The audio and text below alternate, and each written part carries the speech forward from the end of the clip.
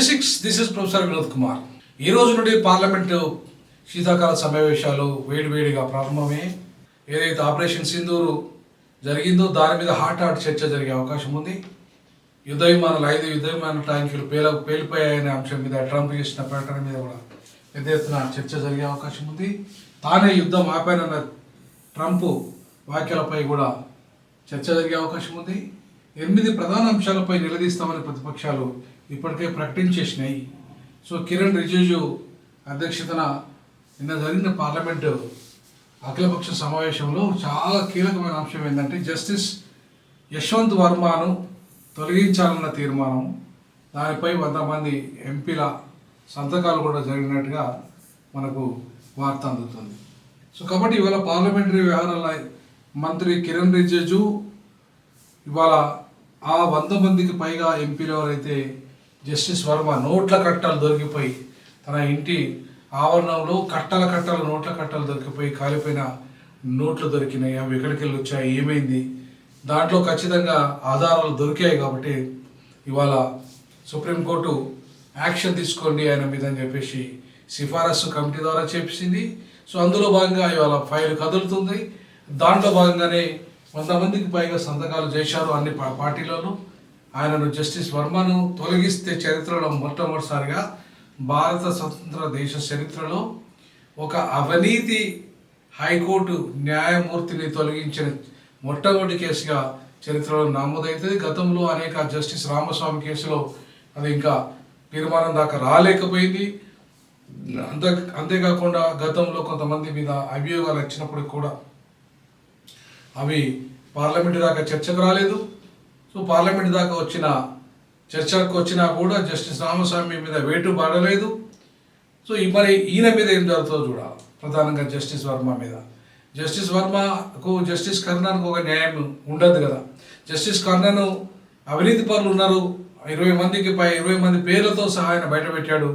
ఒక్కొక్కడు కోట్ల అవినీతి చేస్తున్నారని చెప్పేసి బయటపెట్టాడు. అగ్రవర్ణాలు ఇవాళ దానిలో అందరూ వాళ్ళే కీలకంగా ఉన్నారని చెప్పేసి జస్టిస్ దళితుడైన జస్టిస్ కర్ణన్ బయట పెడితే ఆయన కలకత్తా హైకోర్టు న్యాయమూర్తిగా ఉంటే ఆయన దాంట్లో ఒక సిట్టింగ్ న్యాయమూర్తిని తొలగించారు వితౌట్ పార్లమెంట్ అభిశంసన ఏం లేకుండా. మరి పార్లమెంట్లో తీర్మానం లేకుండా ఒక సిట్టింగ్ సుప్రీం హైకోర్టు న్యాయమూర్తిని తొలగించినప్పుడు, దళితుని తొలగించినప్పుడు ఈయనకు అభినంశం దాకా ఈయన ఎందుకు తొలగించలేదు? ఈయన మీద యాక్షన్ ఎందుకు లేదు? ఈయనను తొలగించవచ్చు కదా. ఆయన ఎట్లా తొలగించారు సుప్రీంకోర్టు? ఈయన ఎందుకు తొలగిస్తలేరు? మరి ఈయన మీద అభిశంసన అంటే అయ్యే పనేనా, అది జరిగే పనేనా? అంటే ఈయన అగ్రవర్ణం కాబట్టి ఈయనకు ఒక నీతి, జస్టిస్ కర్ణన్కి ఒక నీతి. So justice Karnan versus justice Varma. So justice Karnan నీతిమంతుడై ఇలా మొత్తం అవినీతి మీద యుద్ధం చేస్తే, న్యాయ వ్యవస్థలో జరిగిన అవినీతి మీద యుద్ధం చేస్తే ఆయనను తొలగించిన ఇదే సుప్రీం న్యాయ వ్యవస్థ ఇవాళ ఈయన మీద మొత్తం కమిటీ వేసింది. ఆ కమిటీ సిఫారసు మేరకు అభిశంసన అయింది. అభిశంసన మీద 100 మందికి పైగా ఎంపీలు తీర్మానం చేశారు. అది అయ్యే పనేనా? అది ఎక్కడవుతుంది? అంత తొందరగా అయ్యే పని కాదు. మళ్ళీ ఆయన పదవి కాలం పుణ్యకాలం కాస్త ఊడిపోయే అవకాశం ఉంటుంది. కాబట్టి ఇలా అభిశంసన పార్లమెంటులో అది అనుకూలంగా మారి ఆయన మీద చర్యలు చేపట్టి తీర్మానం వచ్చేసి దాన్ని ఆమోదిస్తే తప్ప అది సాధ్యమయ్యే విషయం కాదు. కాబట్టి ఇవాళ జస్టిస్ కర్ణన్ను ఎట్లయితే తొలగించారో, అవినీతికి వ్యతిరేకంగా పోరాటం చేసిన వాడిని ఎట్లయితే తొలగించారో, కమిటీ అవినీతి పరుడు అని చెప్పినప్పుడు ఆయనను తొలగించడంలోకి దీనికి మళ్ళీ పార్లమెంటరీ నిర్ణయం ఎందుకు తీసుకోవాలి? సుప్రీంకోర్టు ఎందుకు నిర్ణయం తీసుకోకూడదు? ఏ విషయంలో ఎందుకు ఆయనను సస్పెండ్ చేయకూడదు? ఎందుకు ఇమీడియట్లీ రిమూవల్ చేయకూడదు? అంటే కర్ణన్ విషయంలో పాపం ఆయన అవినీతి చేయలేదు. అవినీతి చేసిన వాళ్ళని వ్యతిరేకించిన వాళ్ళను తీసేశారు.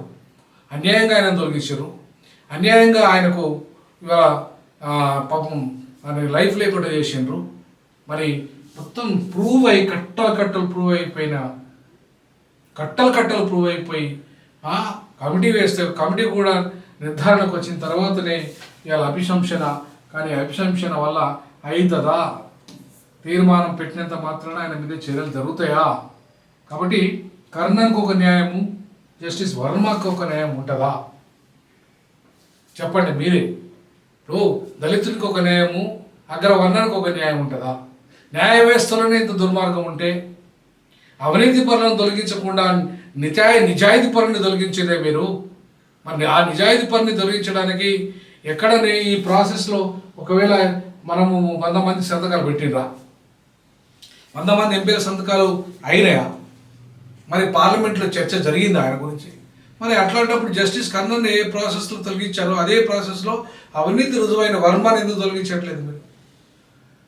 దుర్మార్గం న్యాయ వ్యవస్థ ఇలా అగ్రవర్ణాల కొమ్ము కాస్తుంది, పొలిటికల్ వ్యవస్థ అగ్రవర్ణాల కొమ్ము కాస్తుంది.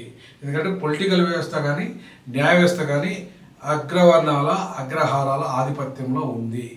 కాబట్టి అవినీతి పరుడైన వర్మను తొలగించడానికి ఒక పెద్ద impeachment process, highly impossible process పెట్టారు.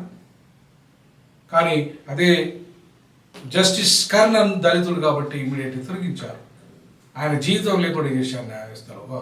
అవినీతికి వ్యతిరేకంగా కొట్లాడిన వాడిని తొలగించారు, అవినీతి పరుడైన వాడిని ప్రాసెస్ పెట్టారు. అది అయ్యే పని కూడా కాదు. కాబట్టి ఈ విషయంలో మీరు కామెంట్ చేయండి. మీ కామెంట్ చాలా ఇంపార్టెంట్. మీరు షేర్ చేయండి, లైక్ చేయండి, కామెంట్ చేయండి.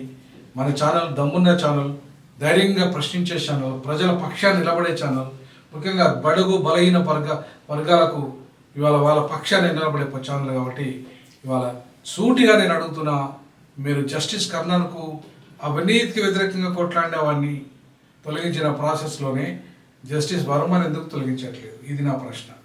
జై భీమ్, జై పులే, జై పెరియార్.